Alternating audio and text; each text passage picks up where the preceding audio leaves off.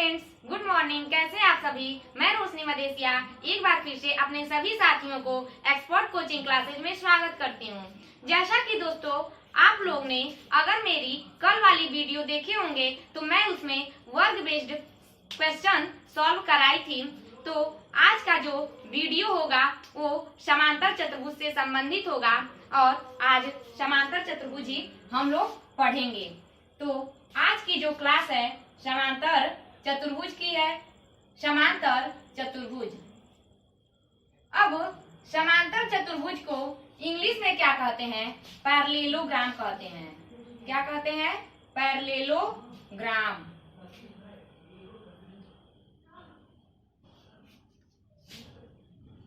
अब समांतर चतुर्भुज को इंग्लिश में पैरेललोग्राम कहते हैं। तो यहाँ मैं अगर एक पैरेललोग्राम की फिगर बनाऊं, यहाँ मैं अगर पैरेललोग्राम की फिगर बनाऊं तो यहाँ है ए, बी, सी और डी। तो क्या होता है समांतर चतुर्भुज में? समांतर चतुर्भुज में आमने सामने की जो भुजाएं होती हैं वो बराबर होती हैं। समांतर चतुर्भुज में आमने सामने की जो भुजाएं होती हैं वो क्या होती हैं? बराबर होती हैं। और क्या होता है समांतर चतुर्भुज में? समांतर चतुर्भुज में आसपास के कोणों का योग 180 डिग्री होता है। जैसे कोण ए है तो कोण ए के पास कौन सा कोण है? कोण बी है। तो इनका योग कितना होगा? 180 डिग्री होगा। तो कोण ए प्लस कोण बी इक्वल टू कितना हो जाएगा? 180 डिग्री। ऐसे ही कोण बी और प्लस कोण सी इक्वल टू कितना हो जाएगा? 180 डिग्री। कोण सी प्लस कोण डी इक्वल टू कितना हो जाएगा? 180 डिग्री। ऐसे ही कोण ए प्लस कोण डी इक्वल टू कितना हो जाएगा? 180 डिग्री। अब ये तो हो गया। अब दूसरी चीज क्या होती है? दूसरी चीज होती है समांतर चतुर्भुज में कि इसमें जो आमने सामने के जो कोण होते हैं वो बराबर होते हैं। इसमें क्या होता है? जो आमने सामने के कोण होते हैं वो बराबर होते हैं। जैसे देखेंगे ए के सामने कौन सा कोण है? तो ए के सामने है कोण सी। तो क्या हो जाएगा? कोण ए बराबर हो जाएगा कोण सी के। ऐसे ही देखेंगे कोण बी के सामने कौन सा कोण है? तो कोण बी के सामने है कोण डी। तो कोण बी बराबर क्या हो जाएगा? कोण डी। अब इतना तो जान गए कि समांतर चतुर्भुज में आमने सामने की भुजाएं बराबर होती हैं और आसपास के कोणों का योग 180 डिग्री होता है और आमने सामने के जो कोण होते हैं वो क्या होते हैं? बराबर होते हैं। अगर मैं समांतर चतुर्भुज के क्षेत्रफल की बात करूं, अगर मैं समांतर चतुर्भुज के क्षेत्रफल की बात करूं तो समांतर चतुर्भुज का क्षेत्रफल क्या होता है? तो समांतर चतुर्भुज का क्षेत्रफल होता है आधार गुणे ऊंचाई। समांतर चतुर्भुज का क्षेत्रफल होता है आधार गुणे ऊंचाई। अब आप पूछेंगे कि मैं इसमें हम आधार क्या लें और ऊंचाई क्या लें? आप पूछेंगे कि इसमें आधार कौन सी होगी और ऊंचाई कौन सी होगी? तो देखिए, अगर मान लीजिए आप लोग इसको आधार मानते हैं, अगर आप लोग इसको आधार मानते हैं तो इस आधार के सामने वाले शीर्ष से, इस आधार के सामने वाले शीर्ष से एक 90 डिग्री की जो लाइन बनाएंगे वही क्या होगा? एक ऊंचाई हो जाएगी। वही क्या हो जाएगी? ऊंचाई हो जाएगी और इसका नाम दे देंगे H1। और अगर आप लोग इसको आधार मानते हैं, अगर आप इसको आधार मानते हैं तो इसके सामने वाले शीर्ष से एक जो 90 डिग्री का लाइन बनाएंगे वो क्या हो जाएगी? इसकी ऊंचाई हो जाएगी। तो इसका क्या नाम दे दें? H2। अब अगर ये A है और ये B है, अगर A को आप आधार मानते हैं तो इसकी ऊंचाई कितनी होगी? H1 होगी। अगर A को आप आधार मानते हैं तो इसके सामने कौन सी ऊंचाई होगी? H1 ऊंचाई होगी। इक्वल टू, अगर आप B को आधार मानते हैं तो इसके सामने कौन सी ऊंचाई होगी, H2, तो B इंटू क्या हो जाएगा, B इंटू H2। तो इस तरह समांतर चतुर्भुज का क्षेत्रफल कितना हो जाएगा, A into H1 equal to B into H2। इस तरह आसानी से आप लोग समांतर चतुर्भुज का क्षेत्रफल निकाल सकते हैं। समांतर चतुर्भुज का क्षेत्रफल क्या होता है, आधार गुणा में ऊंचाई। अब मैं आज के पहले क्वेश्चन की बात करती हूँ। आज का जो पहला क्वेश्चन है वो क्या है, पहला क्वेश्चन मैं आप लोग से पूछती हूँ। देखिए मैं आप लोग को यहाँ क्वेश्चन देती हूँ। क्वेश्चन है ABCD एक समांतर चतुर्भुज है।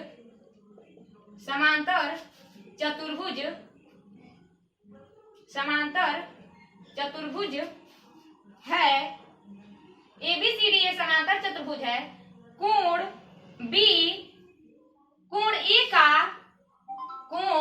A का 4 गुना है, 4 गुना है। कोण D का मान ज्ञात कीजिए, कोण D का मान ज्ञात कीजिए। अब आप लोग के पास ऑप्शन है 36 डिग्री, 144 डिग्री, 50 डिग्री और एक है 44 डिग्री। तो आपका सवाल क्या कह रहा है कि ABCD एक समांतर चतुर्भुज है। क्या है ABCD, एक समांतर चतुर्भुज है। ABCD क्या है, एक समांतर चतुर्भुज है। तो यहाँ ABCD उसमें कह रहा है कि जो कोण B है वो कोण A का 4 गुना है। कोण B जो है कोण A का 4 गुना है। तो अगर हम कोण A का मान ले x है तो कोण B का मान कितना आ जाएगा, किसका 4 गुना है, कोण A का। तो कोण A का जब x है तो 4 गुना है तो कितना हो जाएगा, 4x हो जाएगा। अब कह रहा है कि कोण D का मान ज्ञात कीजिए। तो यहाँ से क्या करेंगे, यहाँ देख रहे हैं कि अभी मैं आप लोग को बताकर हटी हूँ कि समांतर चतुर्भुज में आसपास के कोणों का योग 180 डिग्री होता है। समांतर चतुर्भुज में आसपास के कोणों का योग 180 डिग्री होता है। इसलिए कोण A प्लस कोण B बराबर कितना हो जाएगा, 180 डिग्री। अब कोण A का मान कितना है, x है, और कोण B का मान कितना है, 4x है, इक्वल टू 180 डिग्री। 4x में एक x ऐड करेंगे तो 5x हो जाएगा, इक्वल टू 180 डिग्री। यहाँ से x का मान फाइंड करेंगे तो 180 बटे 5। अब यहाँ से क्या करेंगे, कट करेंगे। तो 5 एकम 5 और 5 क्या है 15, 3 बचेगा तो 5 छक्के 30। यहाँ से x का मान कितना आ गया, 36 डिग्री आ गया। x का मान कितना आ गया, 36 डिग्री आ गया। तो ये किसका मान आया है, x बराबर क्या माने थे, x बराबर तो हम a माने थे, तो ये a का मान आया है। लेकिन हमसे क्या पूछा है, कोण D का मान पूछा है। तो कोण D का मान कितना आएगा, जितना कोण B का मान होगा उतना ही क्या होगा, कोण D का भी मान होगा। क्यों होगा, क्योंकि अभी बताई हूँ कि समांतर चतुर्भुज में आमने सामने के कोण क्या होते हैं, बराबर होते हैं। समांतर चतुर्भुज में आमने सामने के कोण बराबर होते हैं, इसलिए जितना कोण B का मान होगा उतना ही कोण D का मान होगा। तो यहाँ कोण D बराबर लिखेंगे 4x equal to 4 into x के स्थान पे 36 रखेंगे। यहाँ 6 चौको 24 के 4 हासिल 2 और 4 ते 12 और 12 2 14। तो कितना डिग्री आ जाएगा, कोण जो D का मान है वो कितना आ जाएगा, 144 डिग्री आ जाएगा। तो आपका ऑप्शन कौन सा सही हो जाएगा, ऑप्शन बी आपका सही हो जाएगा। तो दोस्तों मैं उम्मीद करती हूँ कि आपको ये सवाल मेरे प्यारे दोस्तों को समझ में आया होगा। ये रेखा गणित में बहुत ही इम्पोर्टेंट क्वेश्चन था। ये आपके एग्जाम में आ सकता है। अब मैं आप लोगों को अगला क्वेश्चन देती हूं कि अगला क्वेश्चन क्या है। यदि समांतर चतुर्भुज के समांतर चतुर्भुज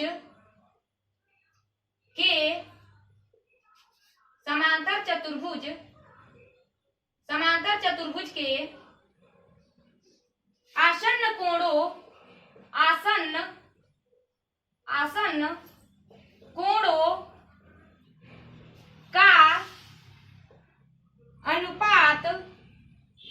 आसन्न कोणों का अनुपात 1:3 है, 1:3 है, तो छोटा कोण निम्न होगा। ऑप्शन है 45 डिग्री, 40 डिग्री, 35 डिग्री और है एक 50 डिग्री। अब सवाल को देखेंगे। सवाल को करने से पहले उसे ध्यान से पढ़ा जाता है, तब आसानी से सॉल्व हो जाएगा। तो सवाल क्या कर रहा है, यदि समांतर चतुर्भुज के आसन्न कोणों का अनुपात 1:3 है तो छोटा कोण निम्न होगा। अब आसन्न कोण क्या होता है? आसन्न कोण का मतलब क्या होता है? आसन्न कोण का मतलब होता है आसपास के कोण। तो समांतर चतुर्भुज में आसपास के कोणों का योग कितना होता है? 180 डिग्री होता है।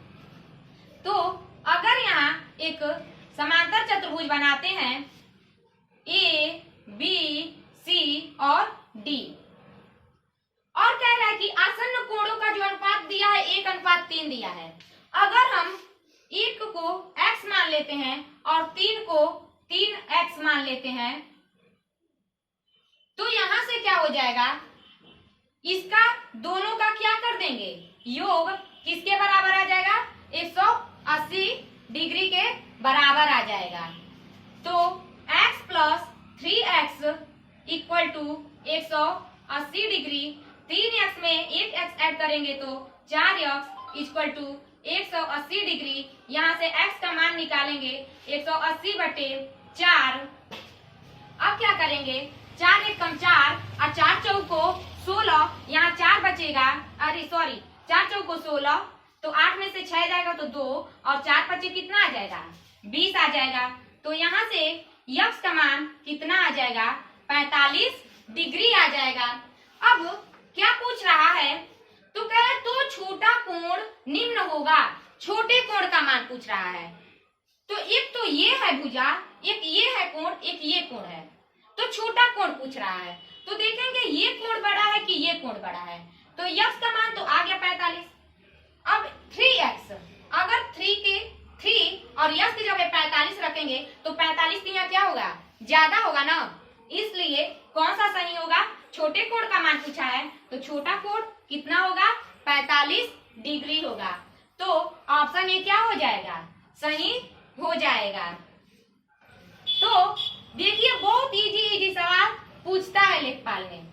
अगर आप ध्यान से पढ़ेंगे ना तो बहुत अच्छे से आप लोगों का एग्जाम निकल जाएगा। एकदम मेहनत करके आप लोग पढ़िएगा।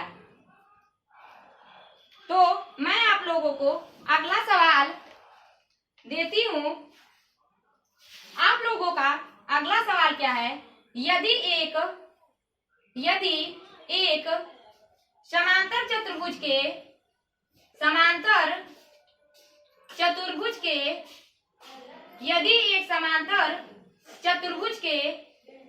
विपरीत कोण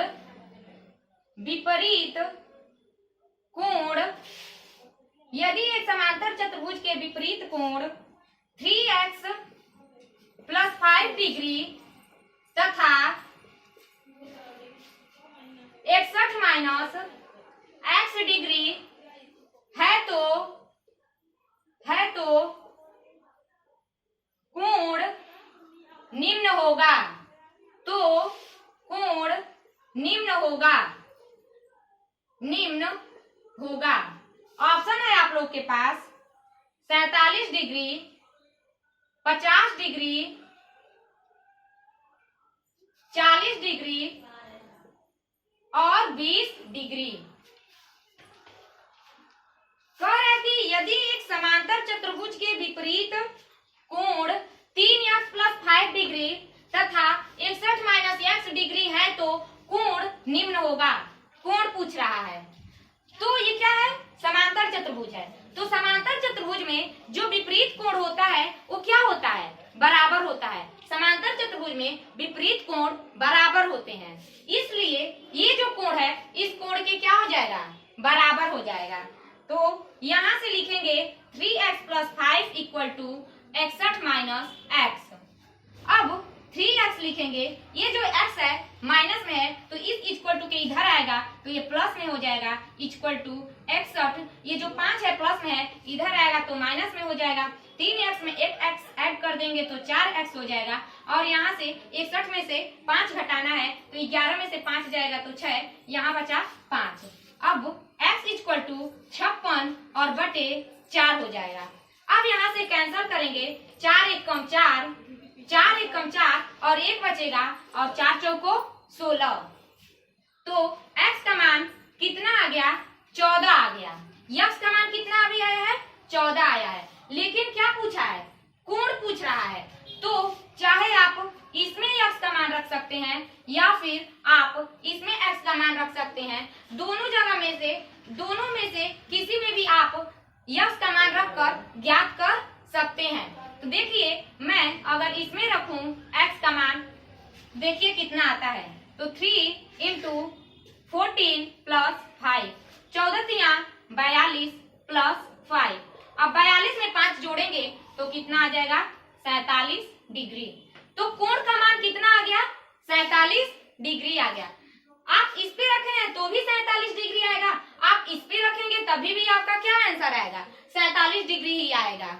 तो आप दोनों में से किसी एक में भी रखकर उसका मान ज्ञात कर सकते हैं। तो देखिए दोस्तों, पहला ऑप्शन ये क्या हो जाएगा? सही हो जाएगा। कौन सा सही हो जाएगा? पहला ऑप्शन आप लोगों का सही हो जाएगा। अब मैं आप लोगों को समांतर चतुर्भुज से संबंधित और क्वेश्चन बताऊंगी। जो आप लोगों का क्वेश्चन है मैं आप लोग के सामने रखती हूँ क्वेश्चन। एक समांतर चतुर्भुज,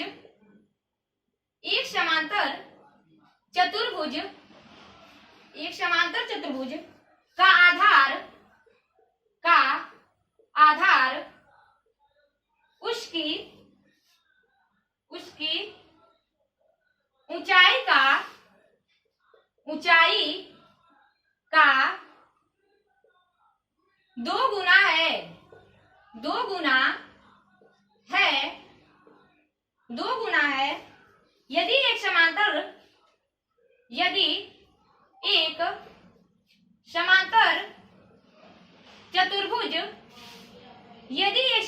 चतुर्भुज का क्षेत्रफल, यदि एक समांतर चतुर्भुज का क्षेत्रफल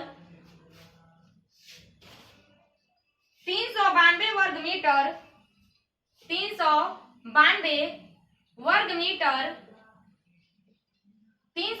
वर्ग मीटर है तो उसकी ऊंचाई क्या होगी? उसकी ऊंचाई क्या होगी?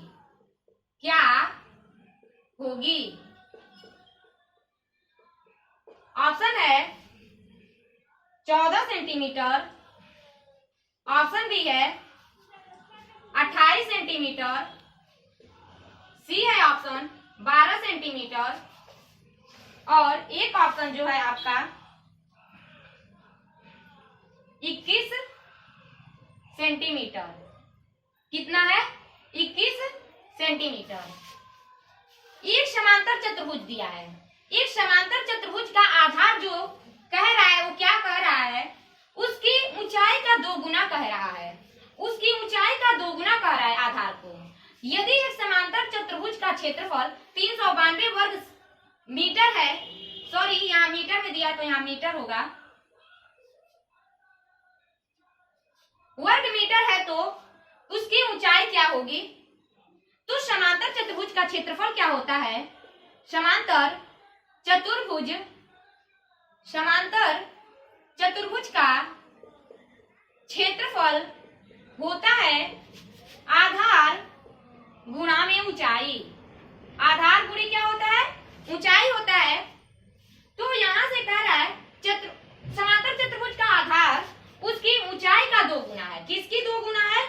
उसकी ऊंचाई का 2 गुना है। तो अगर उसकी हम ऊंचाई x मान लें, अगर हम उसकी ऊंचाई x मान लें, तो कह रहा है उसका आधार कितना हो जाएगा? 2 गुना हो जाएगा। तो इसका मतलब कितना हो जाएगा? 2x हो जाएगा इंटू, यदि एक समांतर चतुर्भुज का क्षेत्रफल दे दिया 392 इक्वल टू, अब यहां से क्या करेंगे? कैंसिल करेंगे, 2 एकम 2 और 2 एकम 2, 2 9 18 और 2 छक्के 12, 196 इक्वल टू x का मल्टीप्लाई x में करेंगे तो x स्क्वायर आ जाएगा। और यहाँ से x स्क्वायर हटाने के लिए इसे अंडर रूट में करेंगे तो x लिखेंगे और यहाँ से x का मान कितना आ जाएगा? 196 का वर्गमूल कितना होता है? 14 होता है। तो यहाँ से x का मान कितना आ जाएगा?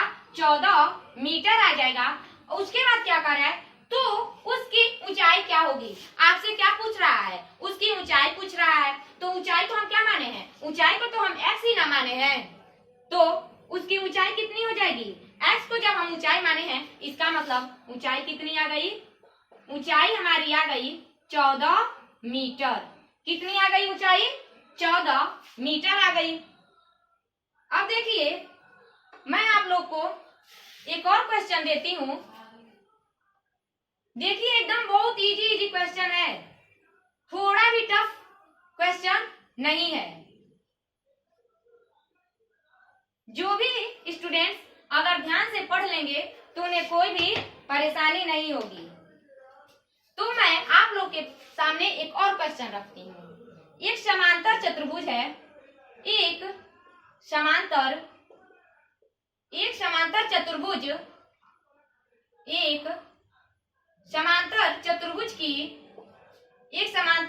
की भुजाएं 15 सेंटीमीटर और 7 सेंटीमीटर लंबी है। 7 सेंटीमीटर लंबी है। विकर्णों में से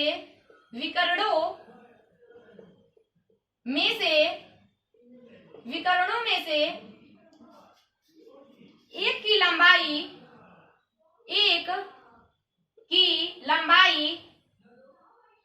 लंबाई 20 सेंटीमीटर है। 20 सेंटीमीटर है,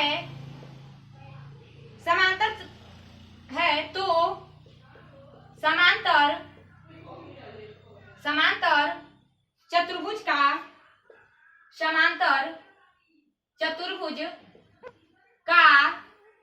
क्षेत्रफल है। समांतर चतुर्भुज का क्षेत्रफल है। ऑप्शन है 48 centimetre square, 84 centimetre square, 60 centimetre square और एक ऑप्शन डी है 96 सेंटीमीटर स्क्वायर। सवाल पढ़ते हैं कि सवाल क्या कह रहा है। सवाल कह रहा है कि एक समांतर चतुर्भुज है जिसमें उसकी भुजाएं दी है 15 सेंटीमीटर और 7 सेंटीमीटर। कितनी लंबी है? 15 सेंटीमीटर लंबी है और 7 सेंटीमीटर लंबी है। और विकर्णों में से एक की जो लंबाई दे दी है 20 सेंटीमीटर दे दी है। तो कह रहा है समांतर चतुर्भुज का क्षेत्रफल आप बताइए। तो यहाँ से हम एक समांतर चतुर्भुज का क्या करते हैं, निर्माण करते हैं। ए बी सी और डी, इसकी भुजाएं कितनी दी है, भुजाओं को लिख लेते हैं। तो 15 सेंटीमीटर दी है और एक कितनी दी है, 7 सेंटीमीटर, और उसमें से एक विकर्ण की लंबाई दे दी है 20 सेंटीमीटर। कितनी दे दी है, 20 सेंटीमीटर दे दी है। तो कह रहे हैं समांतर चतुर्भुज का क्षेत्रफल आप बताइए। जब आपको सवाल में एक विकर्ण दिया हो और दो भुजाओं की लंबाई दी हो, तो देखिए तो इस तरह का सवाल कैसे लगाते हैं। इस तरह से आपको दूसरा विकर्ण निकालने की जरूरत नहीं पड़ेगी। क्या होता है इसमें, जो ये समांतर चतुर्भुज में ये जो विकर्ण होता है ना, ये जो विकर्ण होता है इसको दो बराबर भागों में बांट देता है। इसको क्या करता है, जैसे एबीसी है, एबीसी के बराबर हो जाएगा एडीसी। इसका मतलब जितना एबीसी का क्षेत्रफल होगा उतना ही क्या होगा, एडीसी का क्षेत्रफल होगा। इस तरह दोनों क्या होंगे, इक्वल होंगे, दोनों बराबर होते हैं। तो इस तरह के सवाल को कैसे सॉल्व करेंगे, देखिए मैं आप लोगों को बताती हूँ। ये क्या करते हैं, एबीसी का क्षेत्रफल, एबीसी का क्षेत्रफल निकाल करके, त्रिभुज एबीसी का क्षेत्रफल निकाल करके आप उसका क्या कर दीजिएगा, 2 गुना कर देंगे तो क्या आ जाएगा, इसका क्षेत्रफल आ जाएगा। तो देखेंगे त्रिभुज का क्षेत्रफल क्या होता है, आधार गुणे ऊंचाई। तो इसमें आधार और ऊंचाई नहीं दी है तो हम उस पे नहीं सॉल्व कर सकते हैं। देखेंगे समबाहु त्रिभुज भी नहीं है तो हम समबाहु त्रिभुज वाला भी फॉर्मूला नहीं यूज कर सकते हैं। अब देखेंगे जब 3 भुजाएं दी होती हैं तो हम कौन सा फॉर्मूला यूज करते हैं, हीरोज फॉर्मूला यूज करते हैं। तो इसके पहले मतलब मैं आप लोगों को बता दी हूं कि हीरोज फार्मूला कैसे लगाते हैं। तो पहले एस का मान निकालेंगे तो लिखेंगे 20 प्लस 7 प्लस 15 और बटे क्या कर देते हैं, 2 कर देते हैं। अब यहां से क्या आ जाएगा, 7 5 12 के 2 हासिल 2 1 3 1 4 और बटे 2, 2 एकम 2, 2 दूनी 4 और 2 एकम 2। तो यहाँ से एस का मान कितना आ गया, 21 आ गया। अब इसके बाद क्या करते हैं, s into s minus a into s minus b into s minus c. तो लिखेंगे यस का मान कितना आया है, 21। तो 21 into 21 minus 20, 21 minus 7 into 21 minus क्या लिखेंगे, 15 लिखेंगे। अंडर रूट में 21 गुणे 21 में से 20 जाएगा तो 1 गुणे, अब 21 में से 7 घटाना है तो 11 में से 7 जाएगा तो 4, यहाँ क्या बचा 1 इंटू 21 में से 15 घटाना है तो 11 में से 5 जाएगा तो 6, यहाँ 1 बचेगा, 1 में से 1 जाएगा तो 0 होगा। अब यहाँ से लिखेंगे अंडर रूट में 21 को हम क्या लिख सकते हैं, 3 गुणे 7 गुणे 1 गुणे 14 को क्या लिख सकते हैं, 2 गुणे 7 गुणे और 6 को क्या लिख सकते हैं, 2 गुणे 3। अब यहां से क्या करना है आपको, देखेंगे कि यहाँ 3 है और एक यहाँ पे भी 3 है। तो इन दोनों तीनों यहाँ कितना 3 है, 2 3 है। तो दोनों 3 में से सिर्फ एक 3 को लिख देंगे और यहाँ 2 7 है तो दोनों 7 में से सिर्फ एक 7 को लिख देंगे। यहाँ 2 2 है तो इन दोनों 2 में से सिर्फ एक 2 को लिख देंगे। अब क्या करेंगे, मल्टीप्लाई करेंगे तो 3 सते 21, 21 दूनी क्या होता है 42। तो यहाँ से कितना आ गया, क्षेत्रफल 42 आ गया। लेकिन अभी आप लोग का 42 आंसर नहीं आएगा। मैं क्या बोली हूँ कि जब एबीसी का आप क्षेत्रफल निकाल लेंगे तो उसका क्या कर दीजिएगा, 2 गुना कर दीजिएगा। तो यहाँ से क्या करेंगे आप लोग, 2 इंटू जो एबीसी का क्षेत्रफल है, एबीसी का क्षेत्रफल कितना आया है 42 आया है और 42 में आप 2 का मल्टीप्लाई कर देंगे तो 2 दूनी 4 और 2 चौको 8। तो यहाँ से ए बी कितना आ गया, समांतर चतुर्भुज का क्षेत्रफल 84 सेंटीमीटर स्क्वायर आ गया। तो ऑप्शन बी क्या हो जाएगा, सही हो जाएगा। ऑप्शन बी क्या हो जाएगा आप लोगों का, सही हो जाएगा। तो देखिए एकदम ये इजी सवाल था। पहले दिया था समांतर चतुर्भुज की भुजाएं, उसका विकर्ण दिया है, निकाल लिया हीरोज फार्मूला पे, उसके बाद से उसका दोगुना कर दिए हैं। एकदम इजी था ये सवाल, कोई टफ नहीं था। तो मैं आप लोग को आज का लास्ट और अंतिम क्वेश्चन बताती हूं जो बहुत ही इजी है।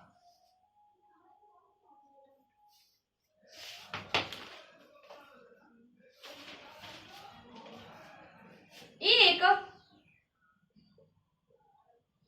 समांतर चतुर्भुज की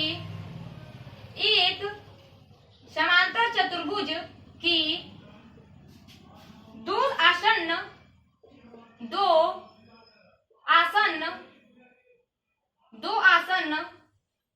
भुजाओं की लंबाई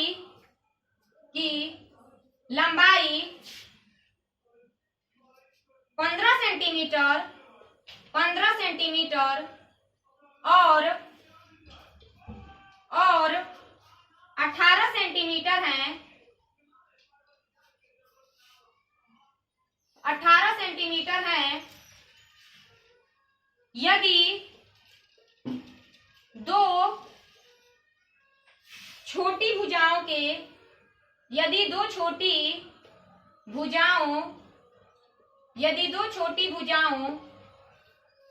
बीच की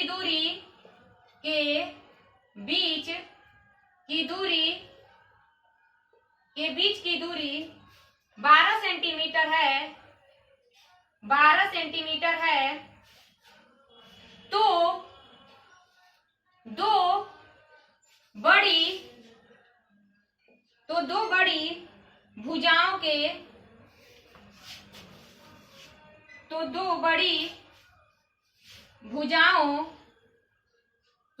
भुजाओं के बीच की दूरी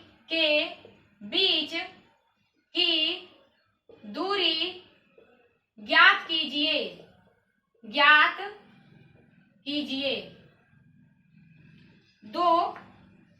दो बड़ी भुजाओं के बीच की दूरी ज्ञात कीजिए। तो यहां से आप देखेंगे कि एक समांतर चतुर्भुज दिया है और समांतर चतुर्भुज यहां बनाएंगे। यहां समांतर चतुर्भुज बन गया और यहां से क्या कह रहा है कि दो आसन्न भुजाओं की लंबाई 15 सेंटीमीटर और 18 सेंटीमीटर है। 15 सेंटीमीटर और 18 सेंटीमीटर है। तो बड़ी भुजा 18 लेंगे और छोटी भुजा कितनी लेंगे, 15 लेंगे। अब कह रहा है कि यदि दो छोटी भुजाओं के बीच की दूरी 12 सेंटीमीटर है, तो छोटी भुजा कौन सी है, छोटी भुजा हमारी यही तो है। छोटी भुजा हमारी यही तो है, ये तो बड़ी भुजा है। ये क्या है, ये बड़ी भुजा है। तो छोटी भुजा ये है। तो दो छोटी भुजाओं के बीच की दूरी कितनी दे दी है, 12 सेंटीमीटर दे दी है। और उसके बाद कह रहा है कि तो दो बड़ी भुजाओं के बीच की दूरी ज्ञात कीजिए। बड़ी भुजा ये है, तो इसके बीच की दूरी आपसे क्या कर रहा है, पूछ रहा है। अगर यहाँ आप A B C D लिख देते हैं, आपसे इसका मान पूछ रहा है, तो क्या होता है, आधार गुणे ऊंचाई होता है। तो अगर आप यहां लिख देते हैं आधार गुणे ऊंचाई, अगर आप इसको क्या मानते हैं, अगर आप 15 को आधार लेते हैं तो इसके सामने वाली जो ऊंचाई होगी क्या होगी, 12 होगी। तो अगर आप 15 को आधार लेते हैं तो इसकी ऊंचाई 12 होगी, इक्वल टू अगर आप 18 को क्या लेते हैं, आधार मानते हैं, तो इसकी ऊंचाई यही होगी ना। तो 18 गुणे h, इसकी ऊंचाई पूछ रही है। तो यहां से क्या करेंगे, 6 3 18 और 6 दूनी कम 3 और 3 पचे 15। यहाँ से 5 दूनी क्या हो जाएगा 10। कितना हो जाएगा 5 दूनी 10 और सेंटीमीटर। यहाँ से दो बड़ी भुजाओं के बीच की दूरी क्या आ जाएगी 10 सेंटीमीटर आ जाएगी। तो दोस्तों जो आज का क्लास था आप लोगों का वो किसका था, समांतर चतुर्भुज का था। और कल मैं आप लोगों को इसके आगे मतलब समचतुर्भुज और क्या एक बचा है समलंब चतुर्भुज को सॉल्व कराऊंगी। तो दोस्तों मैं आशा करती हूँ कि आप लोगों को ये वीडियो पसंद आई होगी। तो आप लाइक कीजिएगा, चैनल को सब्सक्राइब कीजिएगा और अपने दोस्तों के साथ शेयर कीजिएगा। Thank you.